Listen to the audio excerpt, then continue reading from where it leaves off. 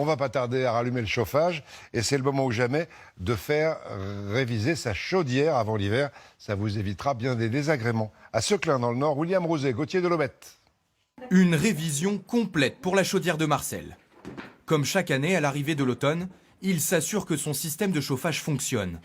Les températures plus fraîches de ces derniers jours l'ont poussé à rallumer le chauffage.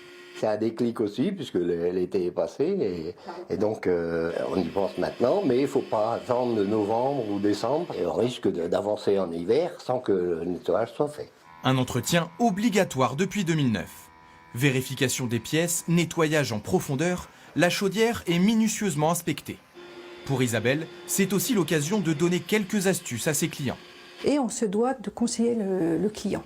Par exemple, dans le Nord, on a beaucoup de calcaire. Donc on va conseiller, si je vois par exemple au niveau des raccords qu'on a beaucoup de calcaire, je vais conseiller un adoucisseur ou un traitement d'eau. Et les rendez-vous s'enchaînent pour cette chauffagiste. Chaudière, mais aussi pompe à chaleur, de plus en plus fréquente chez les particuliers.